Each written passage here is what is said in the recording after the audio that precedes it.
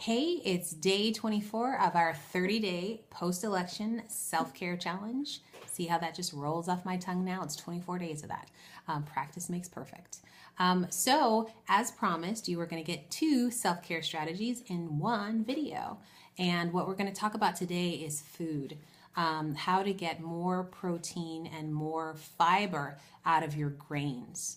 And then also medicinal spices that can be used to prevent ailments and physical and emotional ailments. So the reason I'm going to start with the medicinal food, I'm going to start with carbs or ancient grains is because that's the one that kind of hurts us the most, right? Not too many people overdose on protein or overdose on veggies. What we overdose on when we want to fill that emotional hunger is often carbs and wheat and flour and potatoes and things like that, though. So one of the biggest things and greatest things I ever did for myself is when I started to make this link between my emotional well-being and my physical well-being and the intake of food. And one of the biggest things I did was start cutting out flour and starting to turn to ancient grains to get my starches and my carbs.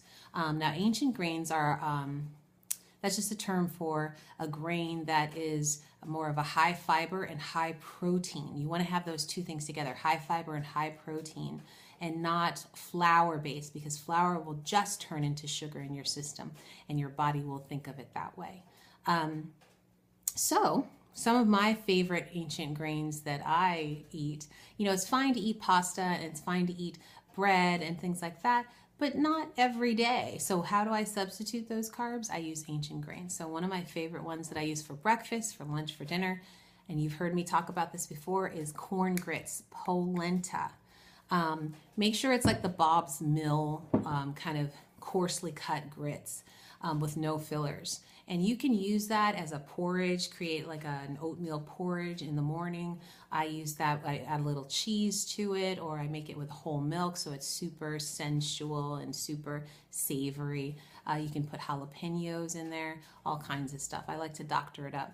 And then I can also put it in a baking dish and bake it a little bit and have it firm up into polenta sticks. So there's a number of ways that you can work with corn grits and polenta. Another one of my favorites is farro, F-A-R-R-O. Farro is an ancient grain. It's got a lovely kind of almost chewy texture. And I use this as a side dish, just like rice. But I also put it in salads. I have a giant salad every day with my dinner. And farro is a fantastic little texture that it adds to the salad and makes the whole thing super hearty.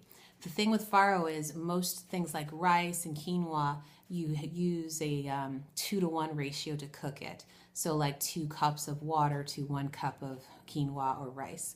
With farro, you're going to use 3 cups of water to 1 cup of farro.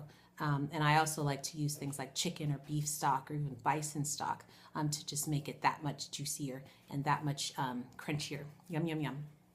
I love farro. The other thing, of course, quinoa. Quinoa is quite popular now, and people love those little grainy spirals. So quinoa is also a good high fiber, high protein alternative to some of the heavier carbs that we're used to. Barley is also a really great alternative. For some of the people I know, they ask me, how do I use ancient grains in breakfast? Well, there's also things like millet or amaranth. Those are fantastic breakfast ancient grains. Oatmeal is the go-to, right? If you got a favorite oatmeal, make that your high fiber, high protein breakfast grain. I also use things like shredded wheat. Shredded wheat that's plain, it doesn't have any frosted or brown sugar or cinnamon or any of that business. Make sure you read the label because sometimes things are hidden in there. They'll call them brown rice syrup or natural flavors is also a great word for I shouldn't be eating this. And when you're trying to get bread in and you don't want to go with the flour-based bread, spelt is a wonderful type of bread to eat. It's probably not going to taste like your in fact, it's not going to taste like your regular sourdough bread, but you'll get used to it. It's a little denser, but it is much better for you. So look up those ancient grains alternatives, Google those, and let me know if you have any questions in the comments.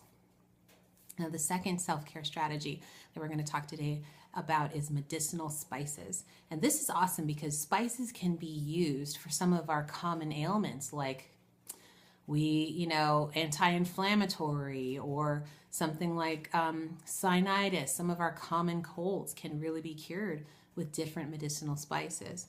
One that I love is cinnamon. Cinnamon is kind of an antiseptic. Did you know that about cinnamon? Yes. Coriander. I love any type of coriander, turmeric, all these are great pungent spices. And so the body really reacts to them in wonderful ways in terms of healing whatever inflammation or things that you've got going on. Coriander is a great diuretic and an anti-inflammatory.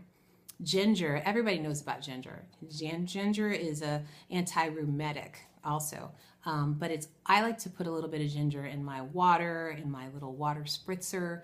I like to steep it in tea. You can use cut up ginger when you're doing stir fries.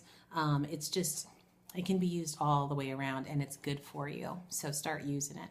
Wasabi, for all my sushi folks, did you know that wasabi helps you with common colds like sinusitis or inflammation in your sinus areas?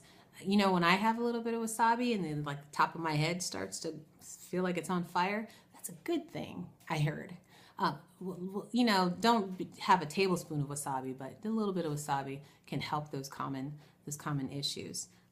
Licorice is really wonderful. I've actually been doing a lot of reading and studying about licorice. Licorice is wonderful for your throat, for soothing your throat. It's also really good for helping you to relieve yourself of the pain of ulcers. So use licorice, steep the roots in tea, cut it up and spread it over your oatmeal. Use licorice because use it in your baking. Licorice is one of these good ones, one of these multi-useful spices. Sage is fantastic. I'm reading a bunch about sage, and sage is also a sedative. So it's pretty rad. I'm not going to go into them all here. Okay, that's not going to happen. But I want you guys to start looking at alternatives to things. Like if you want to get your good healthy fats, here are the good healthy fats. Get some avocados, have some olive oil, have some seeds, like fatty nuts, as long as they're not like a whole cup, but they're just like maybe 12 fatty nuts. But start looking at the things that are around you already as medicine, because that's what it is. Food is actually therapy. And you can treat your emotional issues and your physical issues with things that are growing around you all the time. All right, darlings, that was 2 self-care strategies in one video. Hope you enjoyed it. Day 24, and I'll see you back here tomorrow. Bye.